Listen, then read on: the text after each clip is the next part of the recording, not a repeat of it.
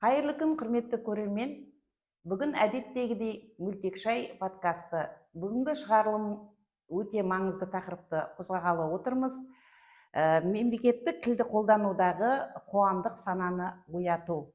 Жалпы қазақ тілі тек қарым-қатынас қана тілі емес, ұлтты біріктіру, мемлекеттігімізді сақтау жолындағы қазақ тілі мемлекеттік тіліміздің орны ерекше. Сондықтан да қоғамда тек қана тіл мәселесі мен тіл мамандары ғана емес, өзге мамандық иелері де атсалысу ортақ міндеті. Сондықтан да бүгін біз подкастымызға ерекше қонағымызды шақырып отырмыз.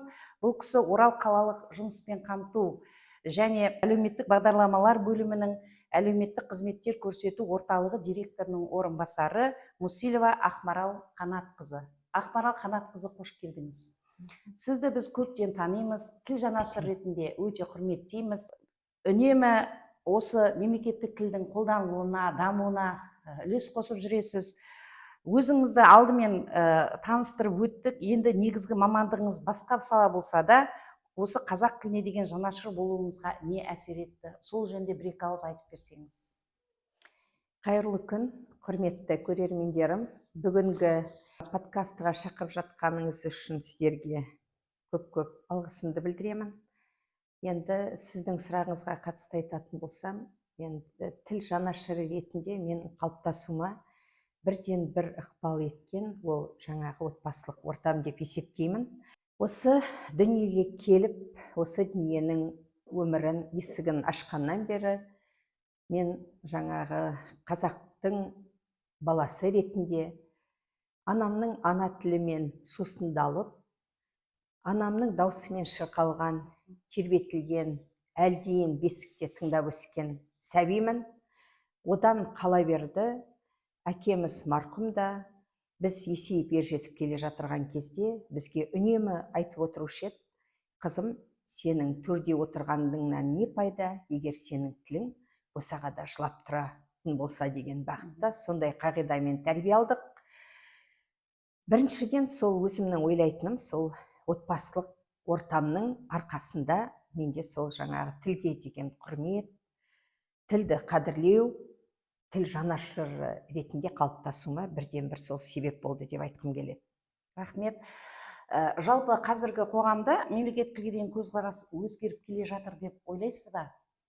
Немесе былай айтсақ, жалпы қоғамдық сананы оятуды қалай түсінесіз, қалай елестетесіз? Мемлекеттік тілді қолдану, мемлекеттік тілдің мәртебесін көтеру мақсатында қоғамдық сананы ояту. Сұрағыңыз өте орынды. Енді бүгінгі күні осы өзекті болып тұрған тақырыпта осы жаңағы мемлекеттік тілді оятудағы, қолданудағы қоғамдық сананы ояту деп отырсыз ғой. Күні бүгін енді мемлекеттік тілдің мәртебесі жеткілікті деңгейде деп айта алмаймын, әрине. Енді біз шүкіршілік ететін халықпыз ғой. Бұрынғы жағдайларға қарағанда енді кішкене аздапта болсын оянушылық, қызығушылық бар деп өз-өзімізді алдап жүрміз бе, әлде шынымен де солай ма? Осы сұрақ мені негізі алаңдатады.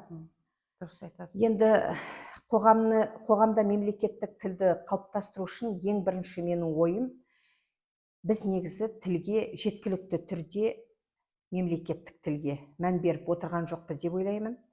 Себебі елдің елдігін айқындайтын біздің рәміздеріміз болса, елтаңбамыз, гимніміз, ата заңымыз болса, сол елдігін айқындайтын бір рәміз ретінде қарастыруға болады. Бұл тіл.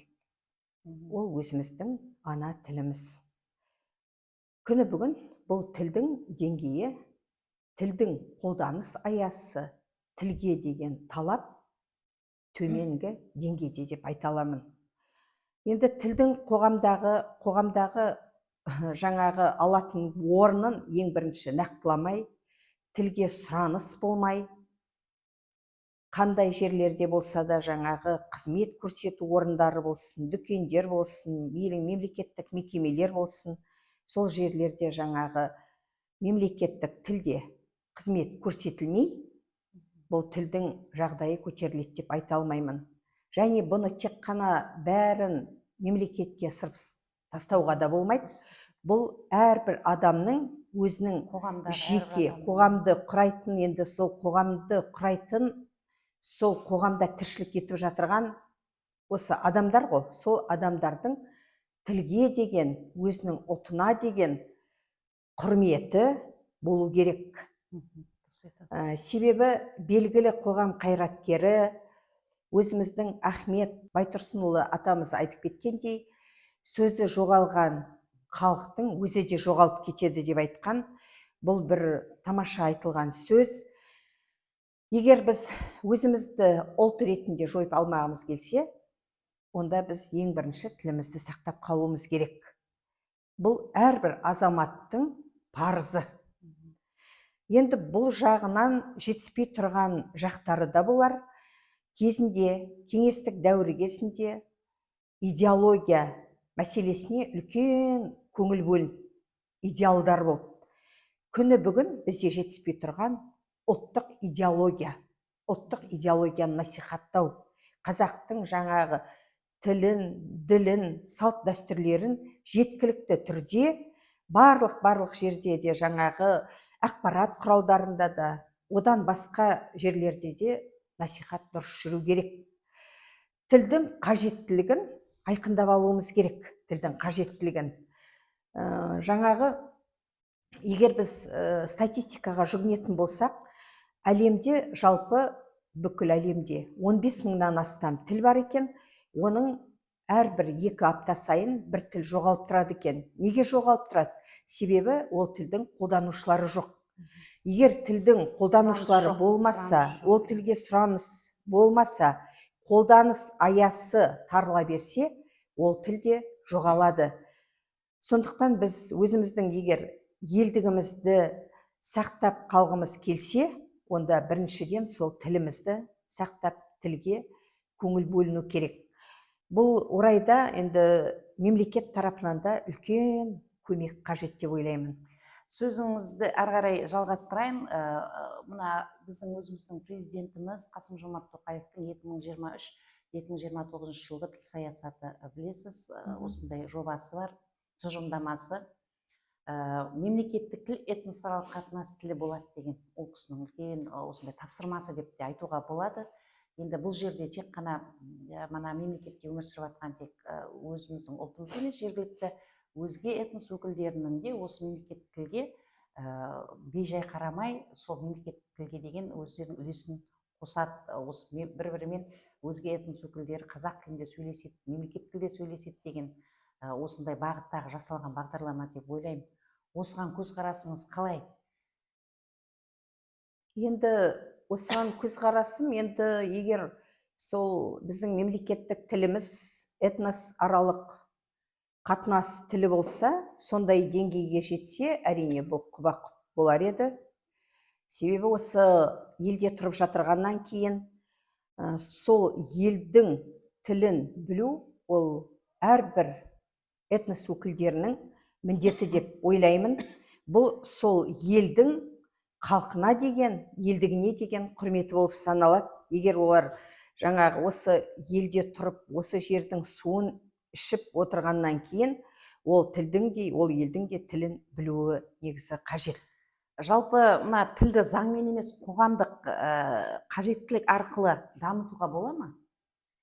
Тек қана заңмен емес, қоғамдық қажеттілік арқылы дамыту үшін не істеуіміз керек? Қоғамдық қажеттілік арқылы дамытуға болады. Ол үшін сұранысты күшейтуіміз керек. Кезінде егер кеңестік дәуірге тағы да оралуға тура келіп тұр, өзімде сол кеңестік дәуірде өсіп, білім алған, тәрбие алған адаммын. Ол кезде сондай заман болды, егер сен орыс тілін білмесең, нан сатып ала алатындай, сатып алып жейтіндей жағдай болмады. Оны да мойындауымыз керек.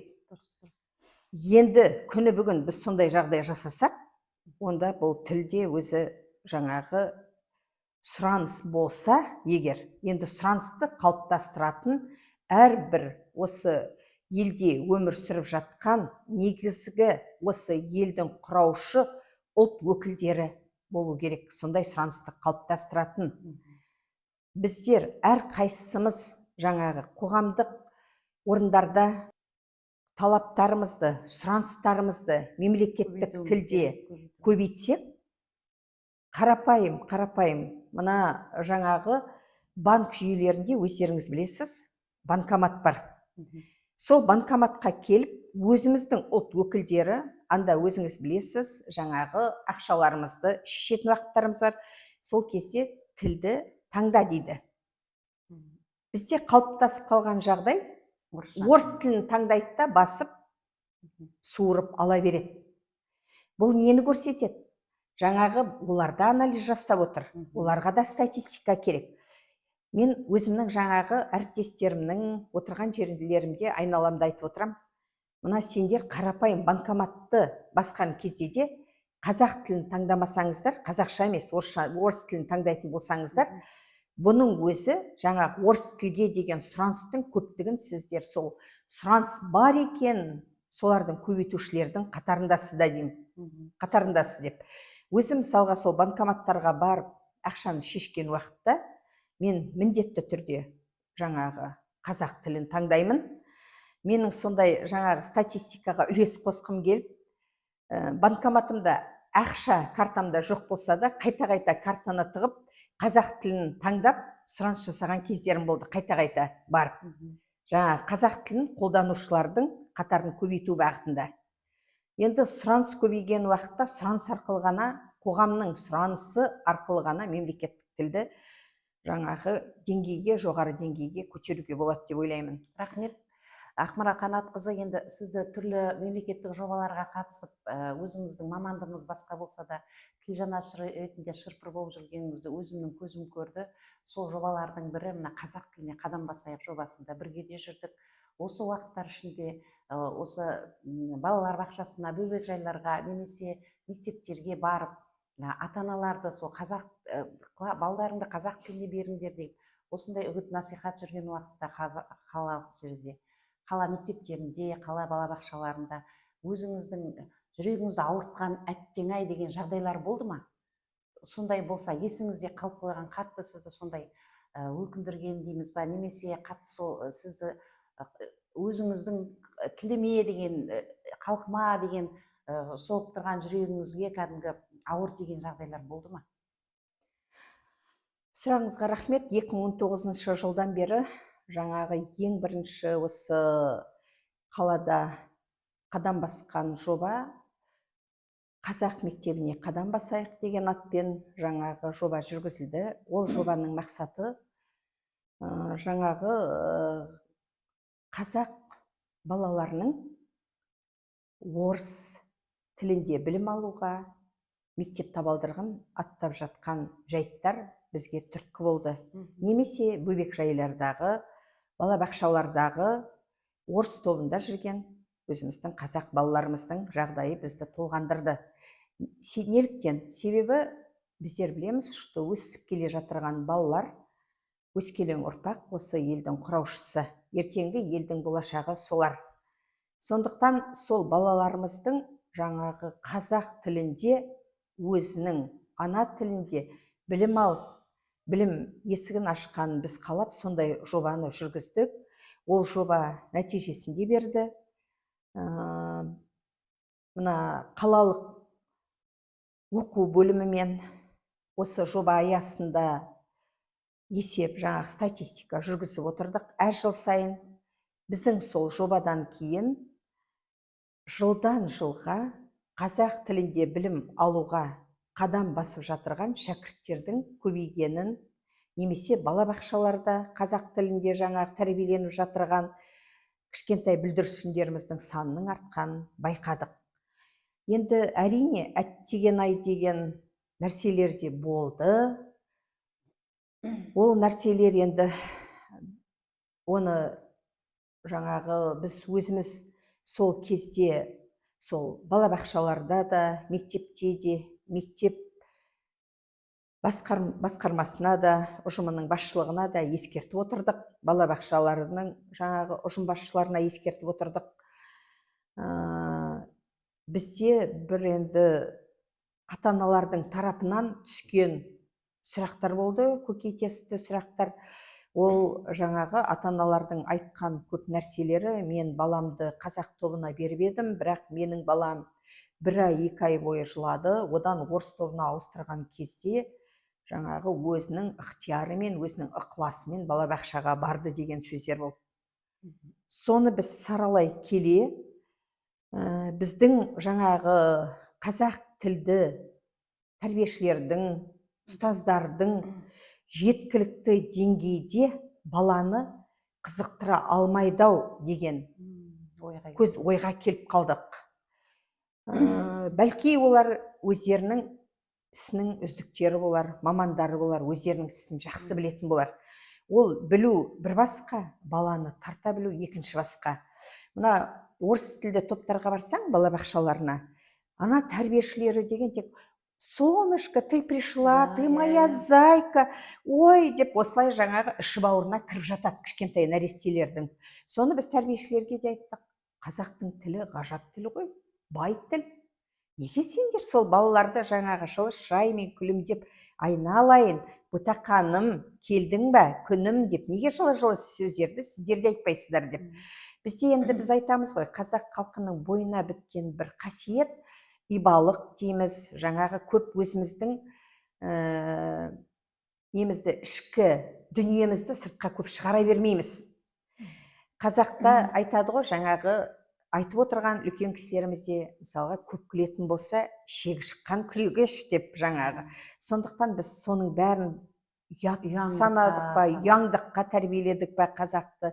Енді өзіміз білетіндей, жаңағы қазақ халқы ең бірінші Тәңірге табынып, сол Тәңірге табынғанның арқасында бізде ырым тыйымдар көбейіп кетті ғой. Сол ырым тыйымдар біздің ұлтты жалпы басын қырап тастапқан сияқты.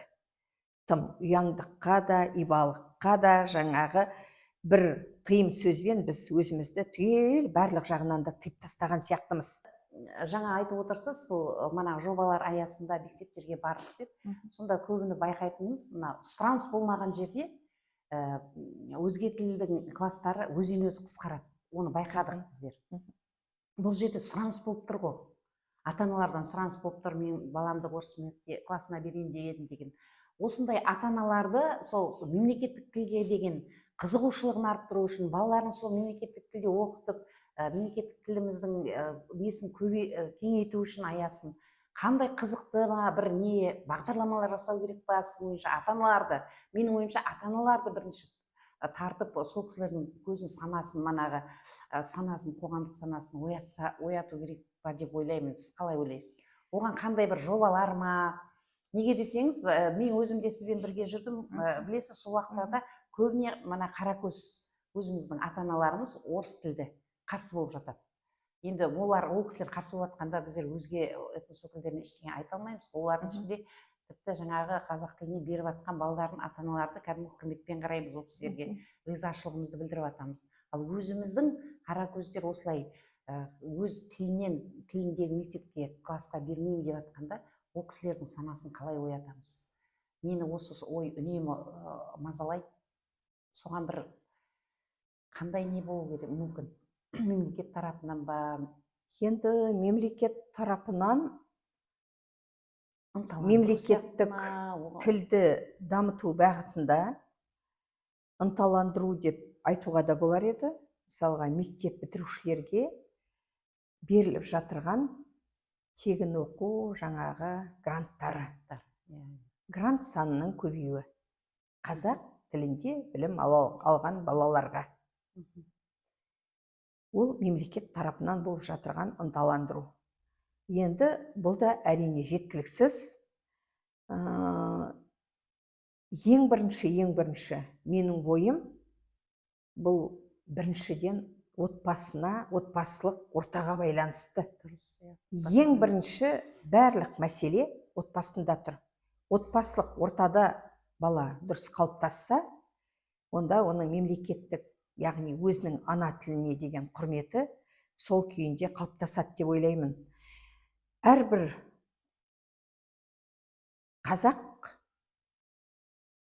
қазаққа жанашыр болып, әр қазақты өзімнің жалғызым деп қараған уақытта ғана бұл тіл де жоғары деңгейге көтеріледі ғой деп ойлаймын.